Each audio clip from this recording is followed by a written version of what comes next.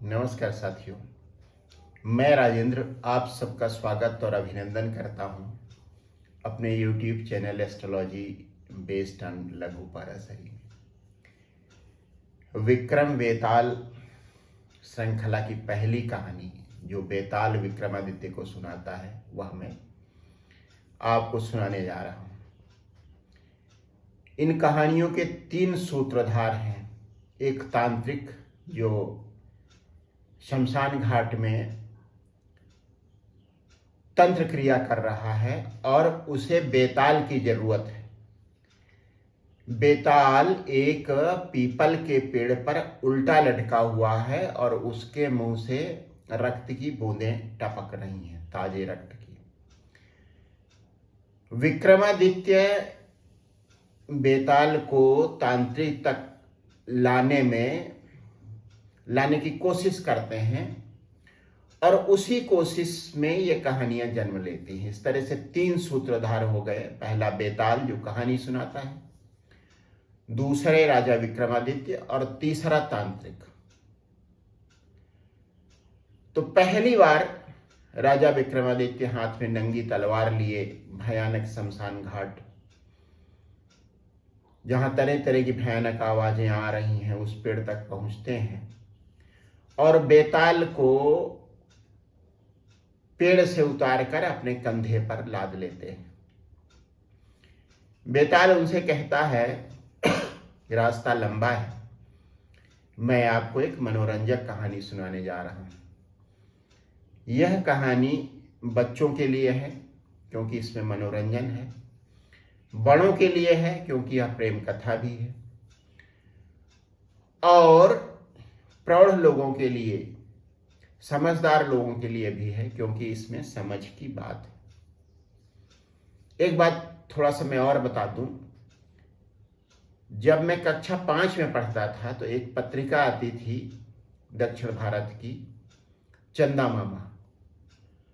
वह तमाम स्कूलों में उपलब्ध रहती थी, कम से कम मेरे स्कूल में उपलब्ध थी। उसमें मैंने ये कहानियां पढ़ी। उसके बाद ओशो ने इन कहानियों का उपयोग किया, और कैसे उपयोग किया एक कहानी में डाल चुका हूं अपने प्लेलिस्ट जस्ट फॉर हैप्पीनेस में, विक्रम बेताल के नाम पर। उसे आप सुनिएगा। तो कक्षा 5 के बच्चे से लेकर ओशो के शिष्यों तक जो बहुत विद्वान थे, आध्यात्मिक थे, उनके लिए इन कहानियों का उपयोग है। आप अपने अपने हिसाब से इनका उपयोग कर सकते हैं। बेताल विक्रमादित्य को कहानी सुनाना शुरू करता है। उसके पहले यह शर्त रखता है कि कहानी के बाद मैं आपसे कुछ पूछूंगा। यदि आपके मन में मेरे प्रश्न का जवाब आता है और तब भी आप उसे प्रकट नहीं करते हो, उत्तर नहीं देते हो, बताते नहीं हो, तो आपका सिर धड़ से अलग हो जाएगा। लेकिन यदि आपने उत्तर दे दिया तो मैं वापस उड़कर फिर से उसी पीपल के पेड़ पर लटक जाऊंगा। राजा विक्रमादित्य कुछ नहीं बोलते और बेताल कहानी सुनाने लगता है। कहानी इस तरह से है, बहुत पहले की बात है। वाराणसी में एक राजा राज्य करता था। उसके एक बेटा था, राजकुमार ब्रजमुकुट, और राजा का जो प्रधानमंत्री था उसका एक बेटा था जिसका नाम था रत्नराज। राजा का बेटा और मंत्री का बेटा ब्रजमुकुट और रत्नराज में बड़ी गहरी मित्रता थी। दोनों साथ साथ उठते बैठते, खाते पीते और शिकार पर जाते थे। एक बार दोनों ने शिकार का प्लान बनाया, योजना बनाई और अपने अपने घोड़े पर बैठकर जंगल में निकल गए। जंगल में राजकुमार ब्रजमुकुट को एक हिरण दिखा और जैसे ही राजकुमार ने उस पर धनुष बाण से प्रहार करना चाहा, हिरण ने भागना शुरू कर दिया। अब हिरण आगे आगे और ब्रजमुकुट उसके पीछे पीछे। वह मृग भी कुछ छलावा ही था, भविष्य की एक घटना को आकार देने के लिए निमित्त बनने वाला था वह हिरण। हिरण भागता रहा, भागते भागते कहीं गायब हो गया। ब्रजमुकुट का घोड़ा थक चुका था, ब्रजमुकुट को खुद भी प्यास लगी थी। और जब हिरण गायब हो गया तो ब्रजमुकुट ने अपने घोड़े की रफ्तार धीमी कर दी, लेकिन वह चलता रहा पानी की तलाश में। और इस तरह से धीरे धीरे चलते हुए वह एक बाग में पहुंचा, खूबसूरत बाग में। उसे अपने साथी का, मंत्री पुत्र का, रत्नराज का भी इंतजार था। वह बाग में जैसे ही पहुंचता है, माली उससे मिलता है। राजकुमार उससे कहता है, मुझे बहुत प्यास लगी है। माली थोड़ा घबरा जाता है। वह कहता है, यहां पर एक राजकुमारी आने वाली और आपकी उपस्थिति यहां पर उनके आगमन में खलल डालेंगी, इसलिए आप यहां से तुरंत चले जाएं। राजकुमार कहता, तो मुझे पानी पिला दो, मैं चला जाऊंगा। माली पानी लेके आता है और राजकुमार को पिला देता है। राजकुमार अपने घोड़े की तरफ बढ़ता है और एक दो कदम जैसे ही रखता है, राजकुमारी बाग में प्रवेश करती हैं। राजकुमार की नजर राजकुमारी पर पड़ती। राजकुमारी के अप्रतिम सौंदर्य को देखकर राजकुमार ठिठक कर खड़ा हो जाता है। राजकुमारी की दृष्टि भी राजकुमार पर पड़ती है। वह भी कुछ सेकंड के लिए ठिठक जाती है, लेकिन चूंकि उसे पूजा करना था, बाग में एक मंदिर था, इसलिए वह फिर से चलना शुरू कर देती है। लेकिन बीच बीच में नजरें उठाकर राजकुमार को देखती रहती है। और राजकुमार तो जड़वत अपनी जगह पर खड़ा हुआ राजकुमारी को देखता रहता है। बस उसकी नजरें घूमती रहती हैं जैसे जैसे राजकुमारी मंदिर की तरफ बढ़ती है। उसके बाद वह मंदिर में ओझल हो जाती है। राजकुमार अपनी जगह पर ठिठका खड़ा रहता है। तब तक खड़ा रहता है जब तक कि राजकुमारी बाहर नहीं आ जाती। जब राजकुमारी बाहर आती है, राजकुमार उसके पास पहुंचता है और राजकुमारी से परिचय पूछता है। राजकुमारी बगीचे से एक फूल तोड़ती हैं। पहले उसे अपने कान पर लगाती हैं, फिर उसके बाद फूल को दांतों से दबाती हैं, फिर अपने पैर पर टच करवाती हैं। उस फूल को, वह फूल उनके चरणों को, उनके पैरों को छूता है। इस तरह से राजकुमारी करती हैं। फिर फूल को हृदय से लगा लेती। राजकुमार की कुछ समझ में नहीं आता और राजकुमार की भाव भंगिमा देखकर राजकुमारी खिलखिलाती है और अपनी सहेलियों के साथ आगे बढ़ लेती है। तब तक राजकुमार का मित्र रत्नराज आ जाता है। राजकुमार तब तक ठगा हुआ खड़ा था वहीं पर। वह पूरी बात उससे बताता है। रत्नराज कहता है, चकित होने की बात नहीं है, प्रसन्न होने की बात है। फूल को पहले राजकुमारी ने अपने कान से छुआया। कान को संस्कृत में कर्ण कहते हैं। इसका अर्थ हुआ कि उसके राज्य का नाम कर्ण से शुरू होता है, जैसे कर्नाटक या कर्नाटक। फिर उसने उसे दांत से दबाया। इसका मतलब हुआ कि उसके पिता का नाम दंत से शुरू होता है। हो सकता है दंतवाद हो या इसी तरीके का कोई नाम जिसमें पहला अक्षर दंत पड़ता हो। उसके बाद उसे उस फूल को उसने अपने पैरों से छुआया। इसका मतलब होता है पद से बना हुआ कोई शब्द, जैसे कि पद्मावती। उसका नाम पद्मावती हो सकता है, और पद्मावती पुराने जमाने में राजकुमारियों का नाम होता भी था। राजकुमार रत्नराज की जो उसकी बुद्धिमत्ता थी उससे बड़ा खुश हुआ और कहा चलो अब हम लोग कर्नाटक राज्य की तरफ चल देते हैं। वे कर्नाटक राज्य चलते हैं, पहुंचते हैं थोड़े दिन बाद, और वहां पता करते हैं। तब उन्हें पता चलता है कि एक बुढ़िया है जो बेसिकली मालिन है, उसके पास बगीचा है और उसी ने राजकुमारी का पालन पोषण किया है, क्योंकि राजकुमारी की कोई मां नहीं है, मां की मृत्यु पहले ही बचपन में हो गई। तो वह बुढ़िया सुबह उसे फूल देने जाती है और शाम को भी फूल देने जाती है, दिन में 2 बार उसे फूल देने जाती है। उस बुढ़िया के घर राजकुमार और मंत्री पुत्र पहुंचते हैं और मंत्री पुत्र प्रार्थना करता है कि वे दोनों 2-4 दिन के लिए, हफ्ते भर के लिए वहां रहना चाहते हैं, कर्नाटक की राजधानी को देखना चाहते हैं, उसके बाद चले जाएंगे।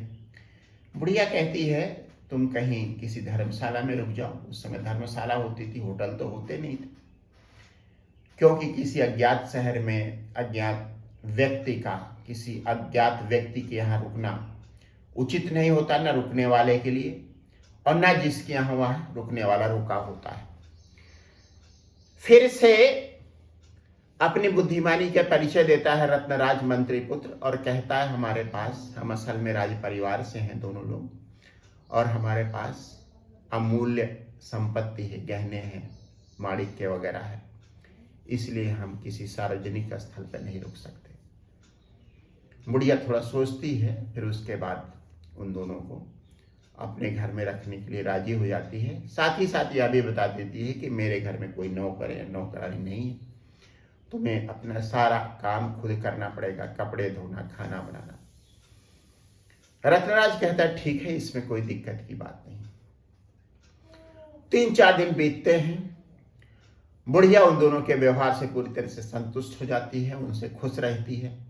एक दिन मौका देखकर जब बुढ़िया प्रसन्न रहती है, रत्नराज उससे कहता है कि ये राजकुमार है वाराणसी से और इनकी मुलाकात एक बार राजकुमारी से हो चुकी है एक बाग में। आप राजकुमारी से जाके यह कह दीजिए कि वह राजकुमार आया हुआ है, आपसे मिलना चाहता है, जो एक बाग में मिला था आपसे जब आप पूजा करने गई थी।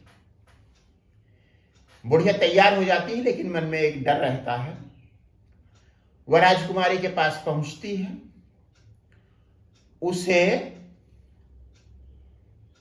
फूल देती है उपहार में। फूलों के साथ साथ एक टहनी भी रहती है, जो चंदन की टहनी रहती है।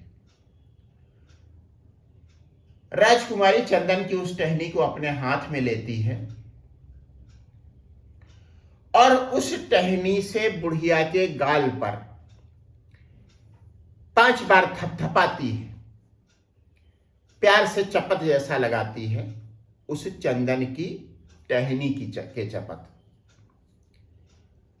और उसके बाद जाने के लिए कह देती है। बुढ़िया को कुछ समझ में नहीं आता, उसे यह भी नहीं समझ में आता कि राजकुमारी नाराज हो गई मुझसे या प्रसन्न है। फिलहाल वह घर वापस आती है और ब्रजमुकुट और रत्नराज को पूरी घटना सुनाती है। रत्नराज फिर से पूरी घटना की व्याख्या करता है और कहता है बुढ़िया से कि माता जी आप परेशान न हो, यह राजकुमारी का एक प्रणय संदेश है, प्यार का निवेदन है, और चंदन की टहनी से आपके गाल थपथपाने का 5 बार गाल थपथपाने का यह अर्थ है कि 5 चांदनी दिनों के बाद, चांदनी दिन का मतलब है शुक्ल पक्ष के 5 दिन के बाद दोनों की मुलाकात होगी। 5वें दिन फिर से सुबह सुबह बुढ़िया पहुंचती है और उसके हाथ में फूल रहते हैं। वह राजकुमारी को फूल देती है राजकुमारी फूल ले लेती है और उससे अपने हाथ में मेहंदी लगवाती है। मेहंदी लग जाती है। मेहंदी सूखने के पहले वह अपने हाथ से बुढ़िया के गाल पर एक थाप मारती है और इस तरह से मारती है कि आधी हथेली जिस पर मेहंदी लगी होती है, मेहंदी लगा हुआ हाथ, आधा हाथ बुढ़िया के गाल पर बन जाता है। बुढ़िया फिर से अपने घर आती है। वहां ब्रजमुकुट और रत्नराज उसका इंतजार करते रहते हैं। बुढ़िया फिर से पूरी घटना बताती है। अब रत्नराज पूरी घटना की व्याख्या करता है और कहता है कि आधे हाथ का आपके गाल पर छपने का अर्थ यह है कि आधी रात को आपसे मुलाकात होगी,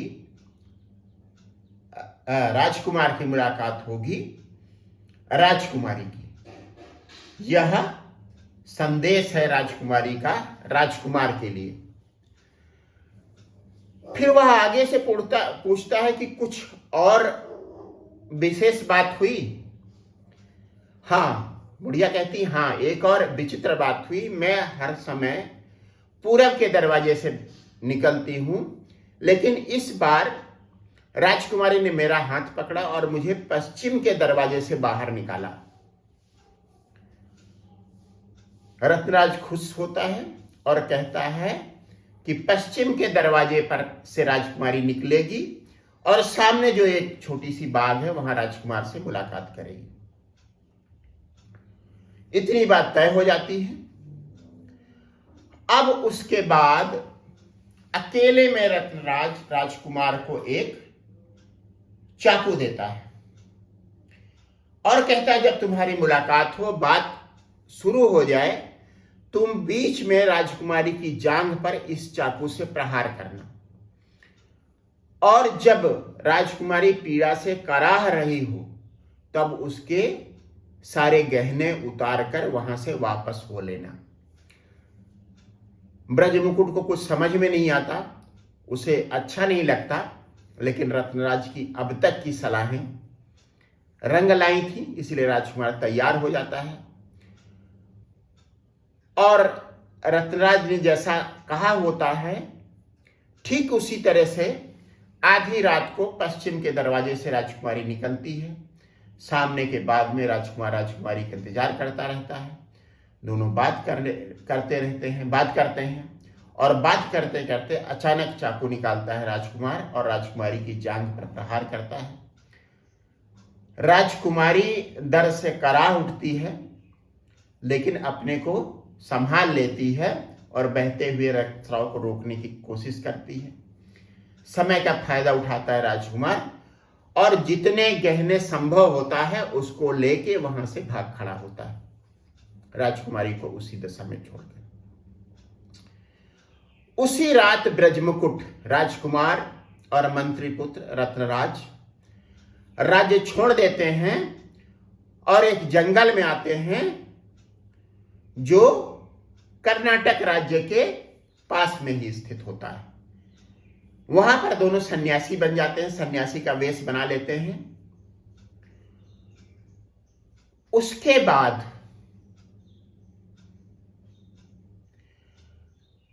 रत्नराज ब्रजमुकुट से कहता है कि तुम राजकुमारी की ये गहने ले जाकर यह पता करो कि राजमहल के गहने कहां बनते हैं, कहां से खरीदे जाते हैं। जिस जौहरी के यहां से खरीदे जाते हैं उस जौहरी के यहां जाकर बेचने की कोशिश करो। तुम पकड़े जाओगे और जब पकड़े जाना तब बता देना कि मेरे गुरु ने जो पास वाले जंगल में हैं उन्होंने मुझे ये गहने दिए हैं और उन्हीं की आज्ञा पर इन्हें मैं बेचने आया हूं। राजकुमार जौहरी के पास पहुंचता है। जौहरी अपने बनाए गहने पहचान लेता है और अपने आदमियों से राजकुमार को पकड़ लेने के लिए कहता है। वे आदमी राजकुमार को पकड़ लेते हैं। जौहरी राजा के यहां संदेश भिजवाता है। सैनिक आते हैं और राजकुमार ब्रजमुकुट को राजा के सामने पेश करते हैं। राजा कहता है मुझे तो कुछ नहीं मालूम, मेरे गुरुजी ने सब कुछ कहा है, जैसा मैंने किया उन्होंने ही मुझे गहने दिए हैं, मुझे पता भी नहीं गहने किसके हैं, और इसी जौहरी के यहां बेचने के लिए कहा था उन्होंने, मैं उनकी आज्ञा मानकर आपके पास आया हूं। राजकुमार कहते हैं, राजा कहता है राजकुमार से, कर्नाटक का राजा कहता है चलो मैं चल रहा हूं तुम्हारे सन्यासी गुरु के पास, और अगर तुम्हारी बात झूठ निकली, तुम्हारे गुरु ने ऐसा नहीं कहा है, तो तुम्हारा सिर धड़ से अलग कर दिया जाएगा। राजकुमार राजा को लेकर अपने मित्र रत्नराज के पास आता है, जो सन्यासी बना हुआ है। रत्नराज राजा को समझाता है, राजकुमारी मेरे पास आई थी, रात का समय था, मैंने उसे चुड़ैल समझा और चाकू से उस पर प्रहार किया जो उसकी जांघ पर लगा, और उसके गहने उसके हाथ में थे, एक पोटली में। चाकू से प्रहार के बाद वे गहने यहीं छूट गए, जो मैंने अपने शिष्य को दिए बेचने के लिए। और अगर तुम्हें मेरी बात का विश्वास ना हो, तो उस चुड़ैल को, जो खूबसूरत दिखती थी, किसी राजकुमारी की तरह दिखती थी, उससे जाकर पूछ लो और पता करो वो कौन है। अब चूंकि गहने राजकुमारी के थे, इसलिए राजा राजकुमारी के पास पहुंचता है और दासियों से कहता है कि राजकुमारी की जांघ देखो, क्या उसमें कोई निशान है। दासियां राजकुमारी की जांघ देखती हैं, वहां पे चाकू का एक निशान, जो कि पूरी तरह से भरा नहीं रहता, वह दिखता है। राजा क्रोध में आता है और उसे लगता है कि राजकुमारी का चरित्र पतित हो गया है, वह उसे राज्य से निकाल देता है। राजा के सैनिक जाते हैं और वे उसे उसी जंगल में छोड़ आते हैं, क्योंकि वह राजधानी के सबसे पास होता है, जिसमें ब्रजमुकुट और रत्नराज सन्यासी बनकर रह रहे होते हैं।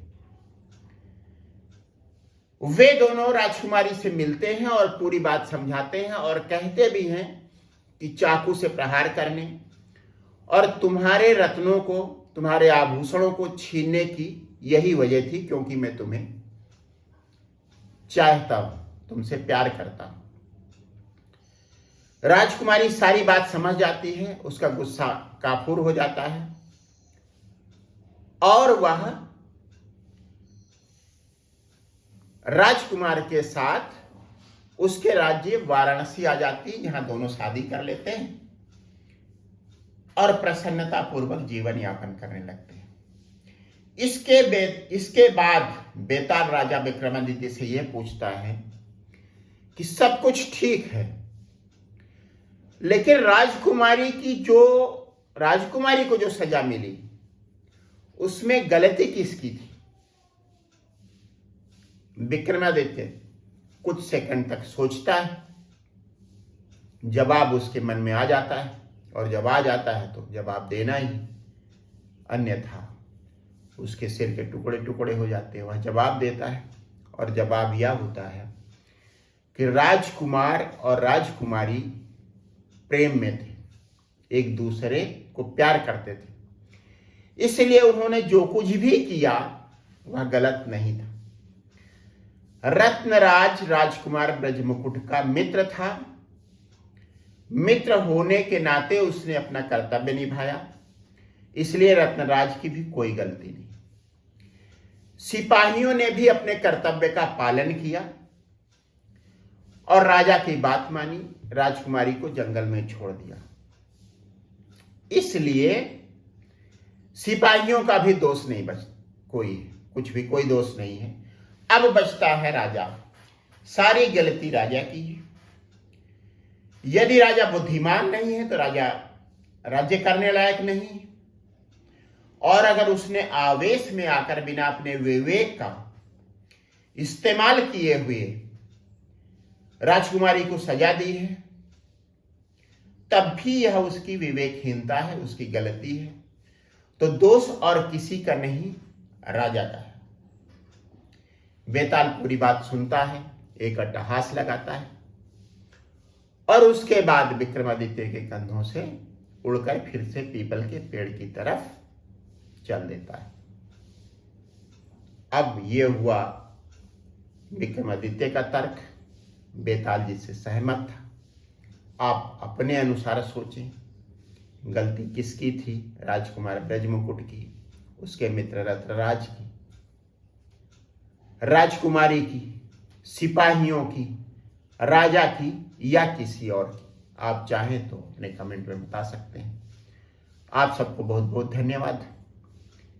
मेरे चैनल को आप शेयर करें, लाइक करें और सब्सक्राइब करें। फिर से एक बार बहुत बहुत धन्यवाद।